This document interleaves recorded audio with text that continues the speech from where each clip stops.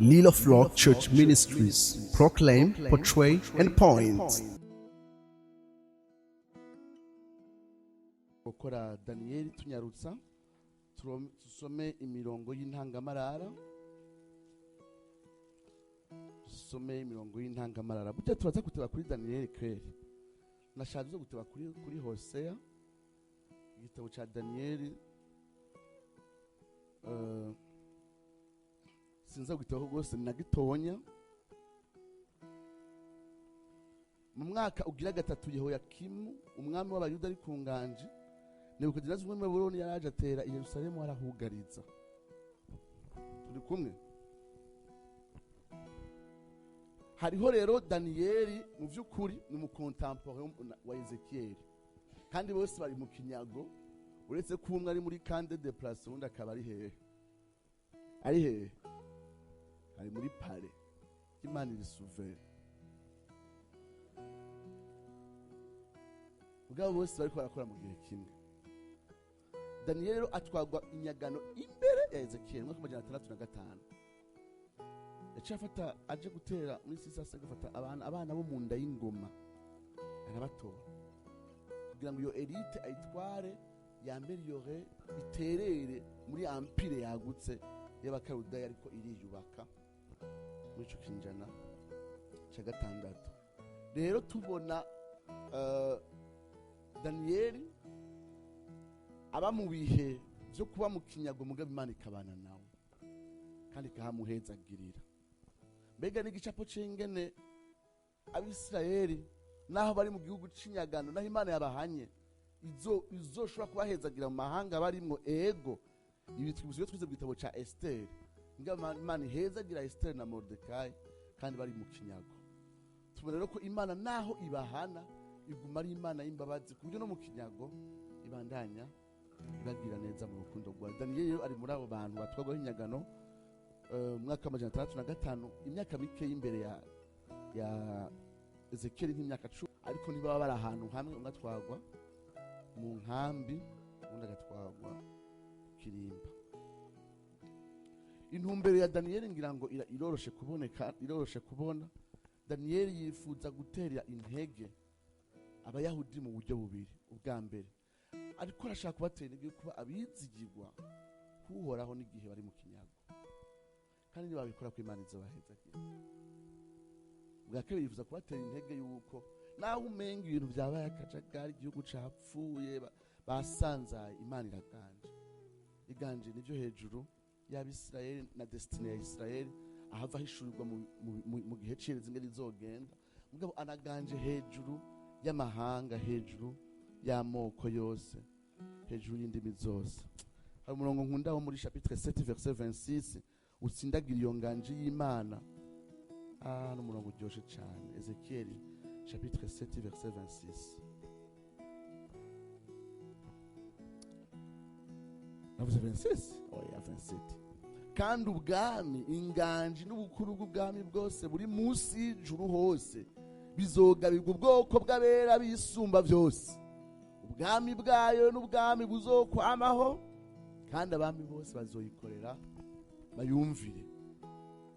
Hari mirongo iryoshe cyane itsindagira ino souverinete y'Imana hejuru y'amahanga, kandi ko Imana ikwiye irongora ku buryo na Isirayeli bandenya igira uruhara rudasanzwe muri ubwo mugambi w'Imana, kandi ko n'amahanga yose ahari kugira ngo aserve intumbero y'Imana. Hari mirongo ziryoha. Haleluya. 4:34 kuri souveraineté de Dieu. Igihe cyashinzwe kirangiye, jewe Nebukadineza nunamurira amaso yanje mu ijuru, akenge karagaruka campimbazi yisumba vyose. Nebukadineza anakuwa adorateur, kandi ishimi yibaho ibihe bitazoshira. Ndayubaha kuko inganje yayo ari inganje itazovaho, kandi ubwami bwayo buzohangama ibihe byose. Amajambo buyumva gute ariko avugwa n'umwami w'umunyamahanga. Verset 37 mu chapitre 4 nyene. Noneho jewe Nebukadineza nshima umwami wo mwijuru, ndamutazira ndamwubaha kuko ibikorwa byose ari by'ukuri kandi nziza ziwe ari ziroranye. Ariko bagendera mu bwibone ashobora kubacisha bugufi nkanje. tubona kino gitabo giserura iyo sovereignty y'Imana hejuru y'amahanga, hejuru y'abantu. Ariko kandi kino gitabo kigamije gutera intege abayahudi aho bari hose ngo babe mu bwizigirwa, bagororokera Imana naho bari mu bihe bitoroshe. Mbega Daniyeli ivyo avyerekana gute? Avyerekana mu kuvuga ibyawe n'abagenzi biwe ingene babaye abizigirwa. Mu kuvuga rero mu bice 6 vya mbere bivuga n'inkuru, kandi novuga nti na kamere k'inyandiko n'inkuru. Ariko tugiye ku chapitre 7 gushika ku mpera chapitre 12 ni yerekwa, ni nyandiko ijanye n'igihe ciherezo, ijanye n'amayerekwa. Chapitre 6 za mbere zivuga ibijanye na buno bwizigirwa bw'abahungu batatu, cyane cyane na Daniyeli mu bihe bitoroshe. Daniyeli afise intumbero yayo niyo gufasha abayahudi bari mu kinyago, naho byagenze uko, naho Imana yaduhanye, naho Imana yatwirukanye, naho Imana yasambuye urusi, naho aho turi reka tubabizige. Ariko rero bari muri defi ikomeye, nimba byarabananiye kubaha Imana bari wabo. Hariho stoke y'ibitabo byerana, hari abaherezi, hari urusengero. Ubu bari mu mahanga, bakikujwe n'abanyamahanga, bakikujwe n'imico y'ivyaha no gusenga ibigirwamana, bazoyubaha. Daniyeli avuga ati ntibizoroha ariko birashoboka, mu kuvuga akarorero kiwe na kabene wabo. Hanyuma abivuga mu bice 6 vya mbere. Mugabo mwese murabona ko agiye ku chapitre 7 ibintu birabihindutse. Daniyeli arota ibikoko bine, cyazi ibintu byo kurota, niba bikibaye byo kudonda inkuru, acaja mu byo kurota. Rero ntibigoye kubona ibice bibiri bikomeye bigize igitabo cya Daniyeli. Rero murazize muraba abantu bashaka bamenye Daniyeli kuva ku chapitre 7 gushika kuri 12 igihe ciherezo, amahinga 70. Iya nyuma y'indwi ya 70 rero ndashaka kwimenya. Mugabo chapitre 6 zivuga kugororokera Imana, ndashaka kubimenya. Ndabizi bamutangutse ry'umuriro, ndayizi ibyo bamutangwa w'intambwe. Iyo nkuru ndayize muri Sunday school. Murabereye nanjye ntabwo nza kubabwira byo mahinga 70. Turashaka gusatisfiza curiosity yacu kujera kazoza, ariko nta mutima w'Imana tuba dufise. Umunsi umwe nzokwigisha igitabo ca Daniyeli, muzokuzura hose mugere hariya, muganzi wanze mu mutima ko mutaje kurondera Imana.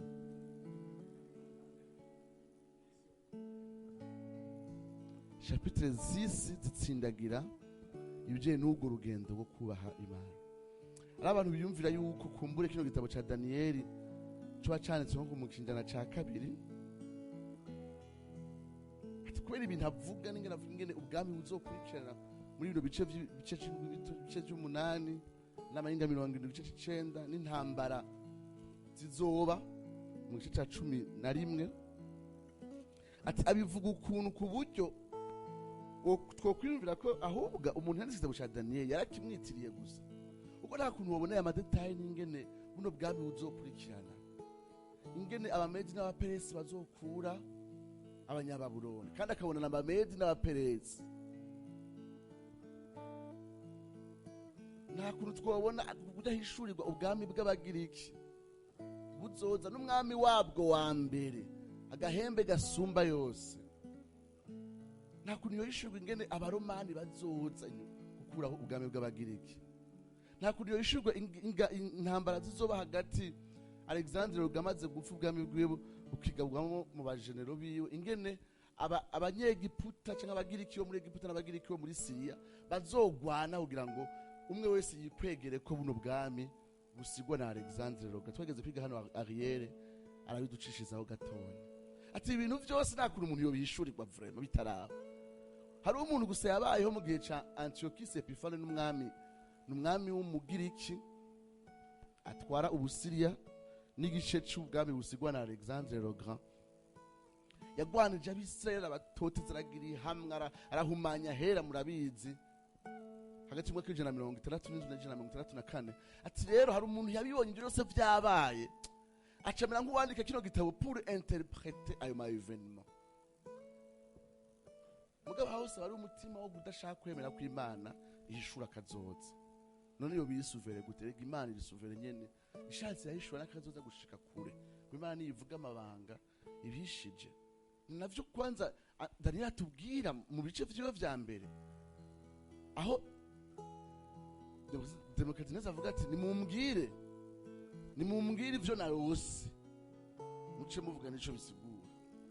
Avuga ati ba tubwire ingene warose hanyuma tuvyenterpreta. Efega ndabwira ivyo narose uca wemvanta ama interpretation.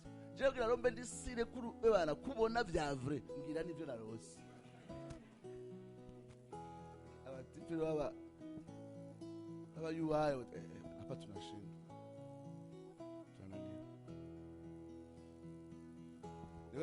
Mbira banani abantu bose biyita abanyabwenge hano babice. Daniyeli yari mu basaje. Ego ntiyasenga ibigirwamana ntiyaharura inyenyeri arabe ingere zideplasa kugira ngo arabe kazoza. Mugabo yari umunyabwenge. Yaramenye ibintu byinshi bijanye n'ubuzima bw'igihugu. Baza kumutora nati canga abantu bose bigira abanyabwenge. Byarangiye ibintu byabo. Imviro hobaho genocide y'abantu bigira abanyabwenge atari bo. Byaga yivewe ni wogenda. Abantu ngabo bopfa. Daniyeli avuga ati none baje kuturene habaye iki barayimusigurira. Nkora ku mwami ndamubwire ampereza imisi mikeya. Aramuhereza imisi yo gusenga. Hanyuma ndayimuhishurira ati umwami yarose kandi sobanuriye. Hanyuma Demokrati arabaye impression. Daniyeli avuga ati mviriza si jewe hari Imana iri mu ijuru yishura amabanga. Ni gute uyu mwanditsi nyenda ariko avuga ko Imana yishura amabanga yoba ariko aratubesha ko yabonye ibintu byabaye agaje tangura kubyandika nk'ibizoza kandi byarabaye. Bizanyiranye n'umutima wa kino gitabo. Mugabo gitabo cya Daniyeli cyane cyane cy'indwi n'icya 12 turabona ingene Imana iganje hejuru yiba ku isi kandi bitumbereza kugira ngo vyuzuze inkuru yayo nyeranda. Inkuru yayo nyeranda aho Israeli ifise uruhara ikina muri iyo nkuru mu buryo budasanzwe. Ko naho bari hasi naho baneshejwe Imana yatoranije Israeli kugira uruhara muri iyo nkuru ibasumba yagutse nyeranda ariko kandi y'Imana. Imana ishimwe cyane. Tuko turavuga muri ibice bibiri bigize Daniyeli. Hanyuma muri ivyo aguma yerekana ingene Imana iri hejuru. Mugabo hari ukuntu inganje y'Imana n'inganje ya Kristo bifatanye. Yama yerekwa umwana w'umuntu, yereka umwana w'Imana uwera azoza agakuraho ubwami bwose maze inganje yiwe ikima ikagaragara ibihe vyose.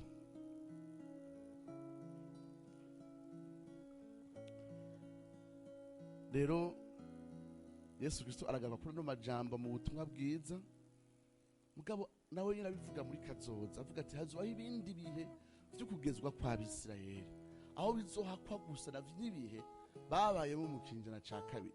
Nimwabona ca kizira c'ubuyobe kimwe Daniyeli yavuga. Daniyeli ko avuga ku mwama azoza kandi yaraje agati k'umwaka w'ijana yarakoze ibikorwa byo guhumanya urusengero mu kinjana ca kabiri. Mugabo Daniyeli abona uwo mwami mu buryo bubiri kuko Yesu avuga ati kijya kizira nyene kizosubira kandi muze mumenye rero yuko iherezo ryageze.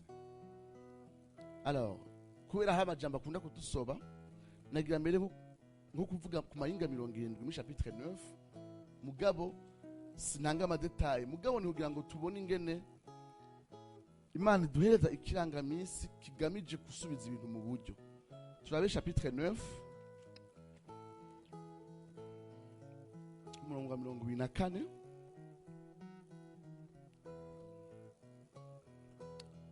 Amayinga 70 agere ubwoko bwanyu n'igisagara canyu cera kugira ibicumuro bishire ibyaha birangizwe, ibigabitanyo bitangirwa impongano, hazanwe ukugororoka kutazoshira. Mu yandi majambo, Imana itanga iyerekwa ry'amahinga 70 kugira yerekane urutonde rw'ingene izokora gushika hinagura vyose. Izo manzi nagure Abisirayeli ibasubize mu gihugu c'isezerano, sivyo? Bongere bubaka inzitiro z'i Yerusalemu n'urusengero. Mugabo kandi izobanagura biciye muri Kristo Yesu, azoba impongano y'ivyaha. Mugabo kandi izobanagura ku mpera y'ibihe, aho ubwami bwiwe buzokwima ubugororotsi butazoshira. Rero amahinga 70 afise izo ntambuko zitatu. Vyinshi mu byo mu bigize amahinga 70 byaramaze kuba. Rero nukeneye guta umwanya wiyumvira ibintu byinshi by'amahinga 70.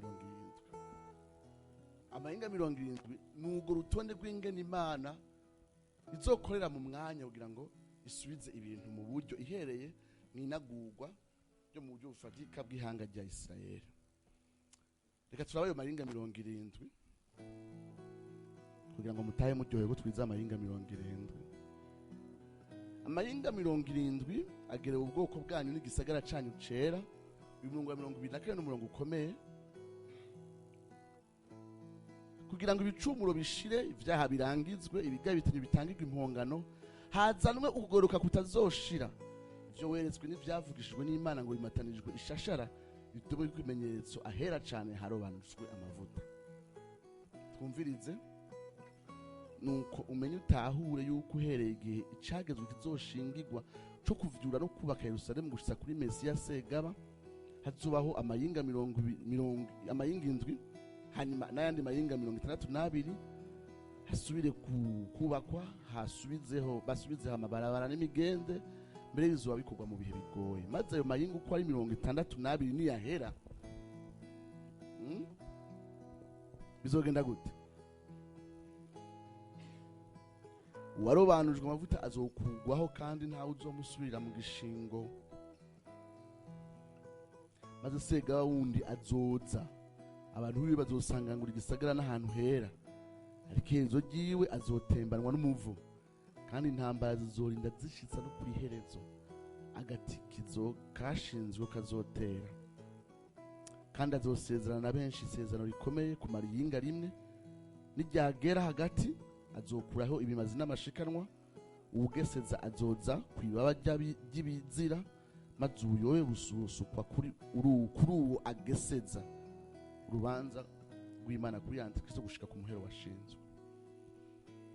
Alors n'amahinga 70, mwaga kugira ngo ntimwumve ko harimo speculation.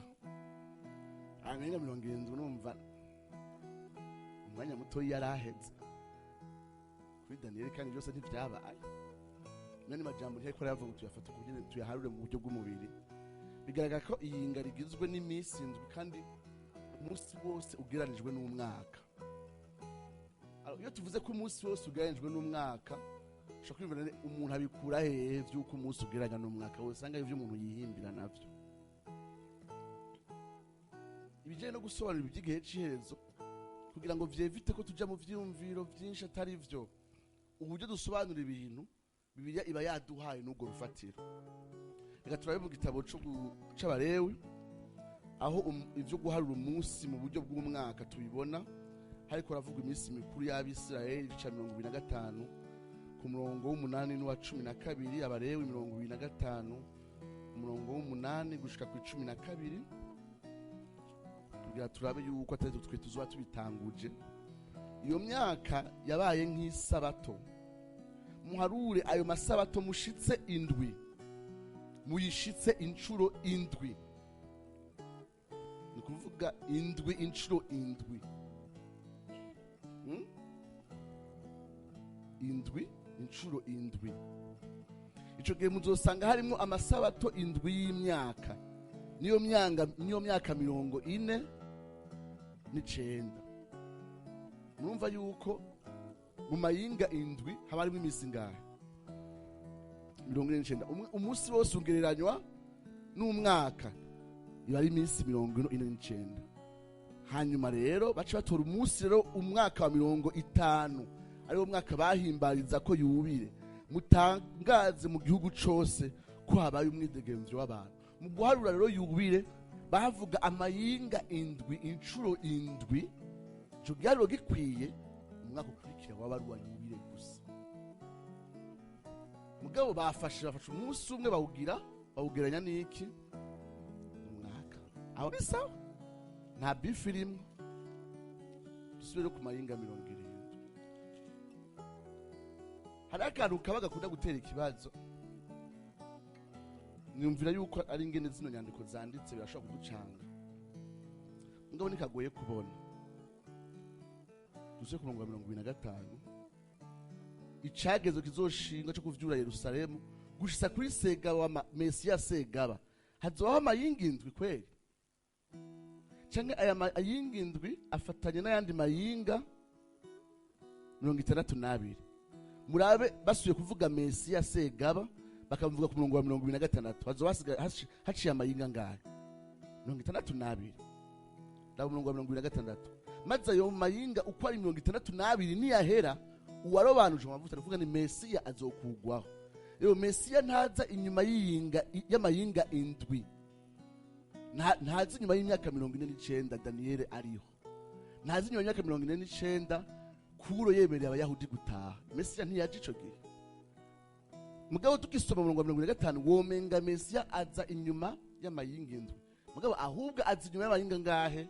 62 usuri ku 26. Maze ayo mayinga uko ari 62 niyahera, uwarobanujwe amavuta azokugwaho. None inyuma y'amayinga indwi hazobiki? Inyuma y'imyaka hafi 49 hazobiki? Abayahudi bazokubaka, bazotaha basubongera bubake urusengero. Biravye hari amajambo atwereka ingene bazokubaka Yerusalemu mu bihe bigoye, mbere bizoba bikogwa mu bihe bigoye. Nukumenya utari uheregeye icagezo kizoshingirwa cyo kuvyura no kubaka Yerusalemu gushitsa kuri Mesiya Segaba, hazobaho amayinga indwi. Alors ico shaka ko mubona nugira ngo tugumane ibintu bitatu bigize amayinga 70. Ivyo kujanisha n'amatariki yo muri kahise sinabaza ko ari yo ntumbero mu no mwanya. Ntidufite ikitwemeza yuko aya matariki dukunda guharura ari uko nyene. Hari Imana ivuga igitigiri c'imyaka ariko ntibe intingano uko nyene. Nk'akarero Imana yavuze ko Abisirayeli uruvyaro rwa Aburahamu ruzogigwa inyagano mu gihugu atari cawe imyaka 400. Bamaze imyaka 400 kuko Stefano ariko yavuga mu gitabo c'ivyakozwe n'intumwa avuga ko bamaze imyaka 430. Ese Abisirayeli Yeremiya avuga ko bazoba imyaka 70 mu kinyago, ese bamaranye n'imyaka 70? Cyangwa ntiyakwiye? Iyo tuko turaharura ibijanye n'imyaka indwi yo mu gihe c'iherezo, tuba dushaka kurondera ibintu biri presi, mugabo aya ibiri bitigiri novuga tutari oblige kuvuga ngo nukunyene duhera bice bikwira hanyene. Rero igikomeye ni kuraba ibihe bikomeye biri bigize amayinga 70. Reka duhere ku mayinga ya mbere indwi, ni imyaka 49. Hazobiki? Yerusalemu izokubakwa. Rero muri uno buvugishwa bwa Daniyeli hari uko Imana yagenye ko abayahudi bazosubira Yerusalemu bakubaka. Ivyo Imana ibigeranye n'amayinga indwi ya mbere, barasubiye Yerusalemu barubaka kandi mu bihe bigoye. Ibihe vya Zorobabeli na Yosuwa, haba mu bihe vya Nehemiya na Ezira. Hacaca yandi mayinga ngahe 62. Arimwe imyaka ingahe? Oh ntuje amayinga 32 harimwe imyaka ingahe?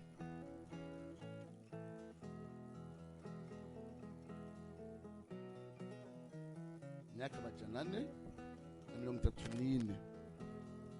Mbega hazoca habiki nyuma y'iyo myaka? Ni kiringa Imana yagenye ko hazoca habiki, ko Mesiya azogira iki? Azoza hanyuma kandi akagira iki? Agapfa. Mugibuke ko hejuru bavuze yuko iciye amayinga 70 agabije ibintu bitatu. Murongo wa 24, agereye ubwoko bwanyu n'igisagara canyu cera kugira ngo ibicumuro bishire. Imana ibaharire ko yabatwaye mu kinyago kubera ibarakiye, bazokugwa mu kinyago. Hanyuma bitangirwa impongano Yesu Kristo, hanyuma haza no kugoruka kutazoshira, imperuka ya vyose. Alors amayinga 62 adushikana kuri Mesiya. turakeneye guharura ngo iyo myaka amajana 300 tuyihereye kuva Kuro avuze ngo batahe, duharura kuva kuri Nehemiya yubaka inzitiro z'i Yerusalemu, duharura kuva kuri urusengero rwubatswe mu mwaka wa 515. Byose nibiba bikenewe. Hari abaharura ayo mayinga 62 bahereye kuri Kuro igihe abwiye ngo batahe. Twabonye ko batashotse bataha, muravyibuka ko yafata nk'imyaka 3 twarize kujana Nehemiya na Ezekiel na Ezra. Hari abaharura bafatiye kuri Ezra atashe mwaka wa 458, arafatira kuri Nehemiya yubaka inzitiro mu mwaka wa 445, arafatira ku rusengero rwubakwa rukarangira mwaka wa 515. Byose nibikenewe. Ikintu gikomeye ni mbega ico kiranga bisi kidushikana he kuri Mesiya apfa, aza agafa kubw'impongano z'ivyaha agakugwaho. Hasigaye amayinga ngahe? Hasigaye ingimwe, sivyo none? Twahejeje amayinga indwi ya mbere, urusengero rubakwa, inzitiro zirajaho. Twahejeje amayinga 42 haca habiki. Mesiya araza kandi arapfa. None iyinga y'indwi igamije iki? Naho nyine tuvuga ngo tujya duharure ngo imyaka indwi ngo Mesiya azoca azigira itangure ngo azoza ngegetse hagati bene ndata. Yesu azoza mu gihe tutazibasha.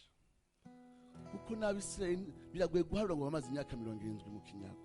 Ibiri biharura Imana itanga mbwa ntiba bigamije kugira ngo tubicire umurongo ntabanduka. Mugabo hariho ibintu bikomeye bishobora kudufasha gutahura ibiriko biraba. Nk'akarorero, iryo yinga n'iryagera hagati azosezerana na benshi isezerano rikomeye. Uwo nawe ameze nkande, ameze nk'anti Kristo. Mbega ni Antiochus Epiphanes, sinibaza ko ari Ezekiel ariko aravuga, Daniyeli ariko aravuga. Wa mwami w'umugiriki yahumanye urusengero. Kuko Yesu abavuga yuko bizosubira kuba. Ariko avuga uwundi mwami azoza. Hanyuma ngo iyinga n'iryagera hagati, niba tuvuga ko iyinga ari imyaka indwi, kumbura imyaka 3.5, uyu mwami azohindukira ihanga rya Isirayeli mu buryo bubi. Mbega turafise imirongo mu vyeshuro Yohana igaruka kuri ico kirangamisi c'igice c'imyaka indwi. Ni kuvuga imyaka 3.5. Muvyibuka hehe? Mu vyeshuro Yohana ca 11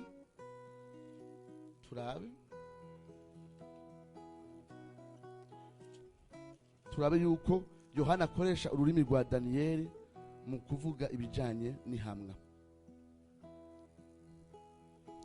Murongo wa 2, mu rugo h'urusengero uhareke, ntuhapime, kuko hahawe abanyamahanga, kandi igisagara cera bazogisiribanga kumara amezi 40 nangahe? Amezi 42 imyaka ingahe? 3.5. Abayahudi baharura umwaka w'uri mw'amezi 12 kandi ukwezi kwa kumisi 30. Nuvuga 42 mois égale 3 ans et demi. Sivyo none? Abavugishwa n'Imana bazovugishwa kumara imisi ngahe? 160. Uharuriye ko umwaka wawo wabugizwe n'amezi 12 agizwe n'imisi 30. Iyi misi 120, 1160, 1260 ingana n'imyaka 3.5. Biduhereza igicapo cyayo. Biduhereza igicapo ko ari ibintu bizoba muri iyo myaka, muri iyo ndwi ya nyuma ya 70. Nuko hazobaho ihamwa. Ihamwa rizobanzirizwa n'ibihe bisa n'impore kumbure kubijanye na politike ya Antikristo n'imigenderanire hamwe n'Abayahudi na Etat d'Israël. Mugabo kwinyuma iryo sezerano azogica agahindukira Israeli. Mugabo ico gihe ishengero rizoba riri hehe? Baratubwiye ngo rizoba ryadutse. Sawa. Reka turabiryoha ingene aribona Yohana. Ntaribona gusa rigamije ku Bayahudi, aribona kandi rigamije ku ishengero. 12 ku murongo wa 17.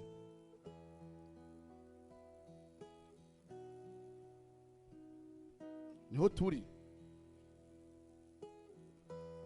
Namusi muri ivyahejuru Yohana abasha. Ico gisato kigirira wa mugore inzigo, kirigira ngo kigwanya bo mu ruvyaro rwiwe basigaye bitondera ivyagezwe n'Imana, kandi bafise ibishingira intahe Yesu. Igice 13 kivuga ingene abafise igishingira intahe Yesu bazoba ariko barahamwa mu gice 13. Hazohamwa abayahudi kandi hazohamwa n'ishengero. Kandi Yesu ntazoba aje gusa kubw'abayahudi, azoza kandi no kubw'ishengero. Tuvuze ngo mbega azoza iryo yinga rya 70 rirangiye, ntavyo tuzi, ntavyo twomenya, ariko biravuga ko tuzohamwa, tuzoca mwihamwa rimwe cyo kimwe n'abayahudi. Yesu avuga ati iyo minsi yarageruwe, itagerurwa nihogira n'umwe akira. Hagiriwe ingahe kuri iryo yinga rya 70 ntituyizi. Ntuziro ryari Yesu azoza kudukura mu kaga cyo kimwe n'Abisirayeli, agashira inganje y'imyaka 1000, ibera nk'intangamarara y'inagurwa rya vyose, majuru n'isisha. Lila Flock Church Ministries, proclaim, portray, and point.